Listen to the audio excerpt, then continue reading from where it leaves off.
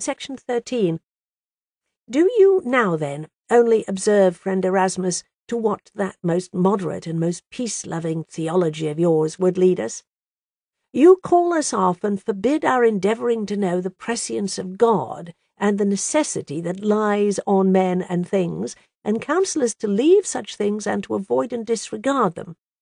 And in so doing you at the same time teach us your rash sentiments, that we should seek after an ignorance of God, which comes upon us of its own accord and is engendered in us, disregard faith, leave the promises of God, and account the consolations of the Spirit and the assurances of conscience nothing at all. Such counsel scarcely any epicure himself would give. Moreover, not content with this, you call him who should desire to know such things irreligious, curious, and vain, but him who should disregard them religious, pious, and sober. What else do these words imply than that Christians are irreligious, curious, and vain, and that Christianity is a thing of naught, vain, foolish, and plainly impious?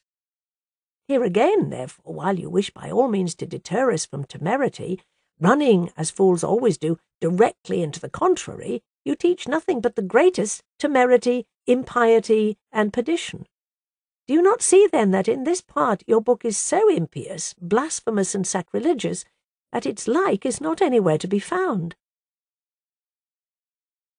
I do not, as I have observed before, speak of your heart, nor can I think that you are so lost that from your heart you wish these things to be taught and practised.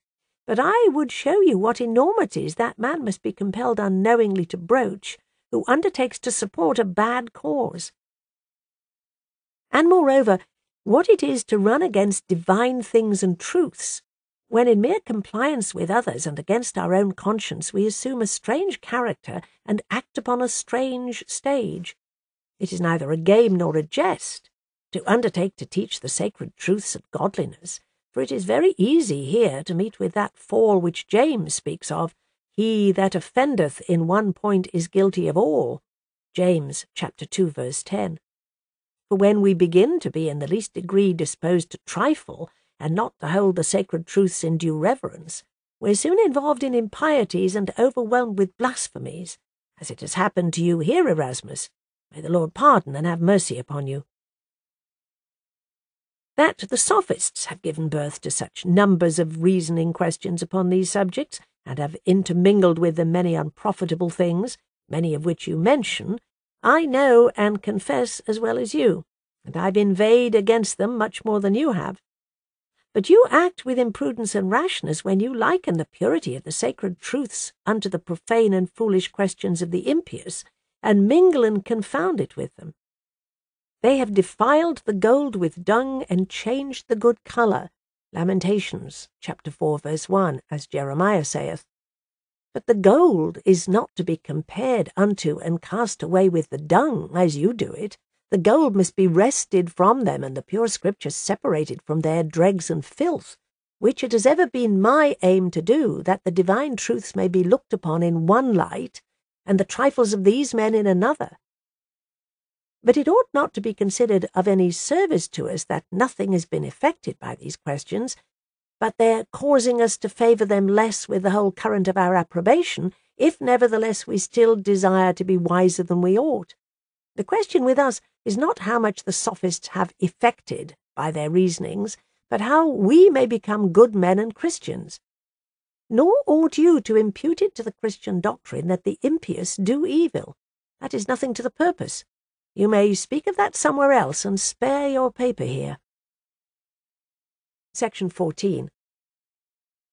Under your third head you attempt to make us some of those very modest and quiet Epicureans, with a different kind of advice indeed, but no better than that with which the two forementioned particulars are brought forward.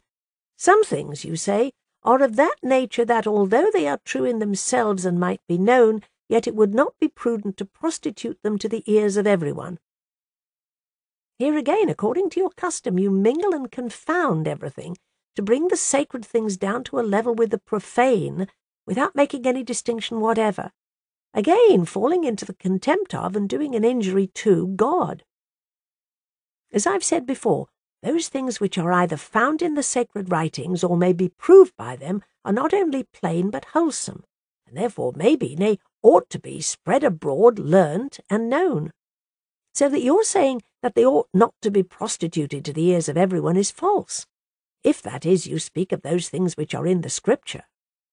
But if you speak of any other things, they are nothing to me and nothing to the purpose. You lose time and paper in saying anything about them. Moreover, you know that I agree not with the sophists in anything. You may therefore spare me, and not bring me in at all as connected with their abuse of the truth. You had in this book of yours to speak against me. I know where the sophists are wrong, nor do I want you for my instructor, and they've been sufficiently inveighed against by me.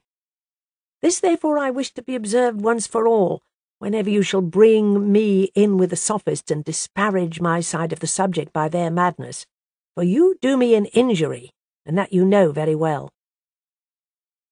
Section 15. Now let us see your reasons for giving this advice. You think that although it may be true that God from his nature is in a beetle's hole or even in a sink, which you have too much holy reverence to say yourself, and blame the sophists for talking in such a way, no less than in heaven, yet it would be unreasonable to discuss such a subject before the multitude.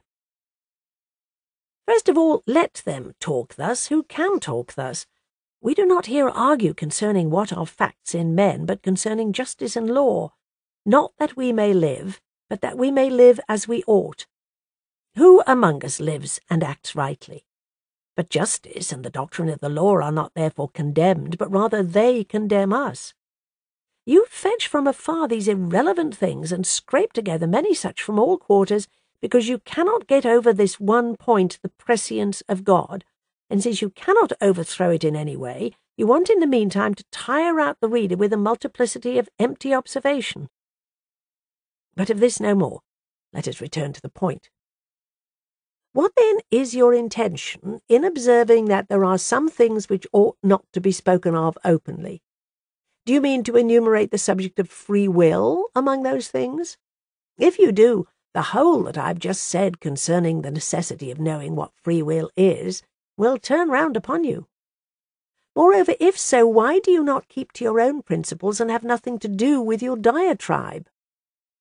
But if you do well in discussing free will, why do you speak against such discussion? And if it is a bad subject, why do you make it worse? But if you do not enumerate it among those things, then you leave your subject point, and like an orator of words only, talk about those irrelevant things that have nothing to do with the subject. Section 16. Nor are you right in the use of this example, nor in condemning the discussion of this subject before the multitude as useless, that God is in a beetle's hole and even in a sink. For your thoughts concerning God are too human. I confess indeed that there are certain fantastical preachers who, not from any religion or fear of God, but from a desire of vainglory, or from a thirst after some novelty, or from impatience of silence, prate and trifle in the lightest manner, but such please neither God nor men, although they assert that God is in the heaven of heavens. But when there are grave and pious preachers who teach in modest, pure, and sound words, they, without any danger, nay, unto much profit, speak on such a subject before the multitude. Is it not the duty of us all to teach that the Son of God was in the womb of the Virgin and proceeded forth from her belly? And in what does the human belly differ from any other unclean place? Who, moreover, may not describe it in filthy and shameless terms? But such persons we justly condemn, because there are numberless pure words in which we speak of that necessary subject, even with decency and grace. The body also of Christ himself was human like ours. Than which body what is more filthy? But shall we therefore not say what Paul saith, that God dwelt in it bodily? Colossians chapter 2, verse 9. What is more unclean than death? What more horrible than hell? Yet the prophet glorieth that God was with him in death, and left him not in hell. Psalm 16, verse 10, Psalm 139, verse 8. The pious mind, therefore, is not shocked at hearing that God was in death and in hell, each of which is more horrible and more loathsome than either a hole or a sink. Nay, since the Scripture testifies that God is everywhere and fills all things, such a mind not only says that he is in those places, but will of necessity learn and know that he is there. Unless we are to suppose that if I should at any time be taken and cast into a prison or a sink, which has happened to many saints, I could not there call upon God or believe that he was present with me, until I should come into some ornamented church. If you teach us that we are thus to trifle concerning God, and if you are thus offended at the places of his essential presence, by and by you will not even allow that he dwells with us in heaven, whereas the heaven of heavens cannot contain him. First Book of Kings, chapter 8, verse 27, or they are not worthy. But as I said before, you, according to your custom, thus maliciously point your sting at our cause, that you may disparage and render it hateful, because you find it stands against you insuperable and invincible. Section 17. In the example concerning confession and satisfaction, it is wonderful to observe with what dexterous prudence you proceed. Throughout the whole, according to your custom, you move along on the tiptoe of caution, lest you should seem neither plainly to condemn my sentiments nor to oppose the tyranny of the popes, a path which you found to be by no means safe. Therefore, throwing off in this matter both God and conscience, for what are these things to Erasmus? What has he to do with them? What profit are they to him? You rush upon the external bugbear and attack the commonalty. That they, from their depravity, abuse the preaching of a free confession and of satisfaction to an occasion of the flesh. But nevertheless, you say, by the necessity of confessing they are, in a measure, restrained. Oh, memorable and excellent speech! Is this teaching theology, to bind souls by laws, and, as Ezekiel saith in chapter 13, verse 18, to hunt them to death, which are not bound by God? Why, by this speech you bring upon us the universal tyranny of the laws of the popes, as useful and wholesome, because that by them also the depravity of the commonalty is restrained. But I will not inveigh against this place as it deserves. I will descant upon it thus briefly. A good theologian teaches that the commonalty are to be restrained by the external power of the sword where they do evil, as Paul teaches, Romans chapter 13, verses 1 to 4. But their consciences are not to be fettered by false laws, that they might be tormented with sins where God wills there should be no sins at all. For consciences are bound by the law of God only, so that intermediate tyranny of popes, which falsely terrifies and murders the souls within, and vainly wearies the bodies without, is to be taken entirely out of the way. Because although it binds to confession and other things outwardly, yet the mind is not by these things restrained, but exasperated the more into the hatred both of God and men. And in vain does it butcher the body by external things, making nothing but hypocrites.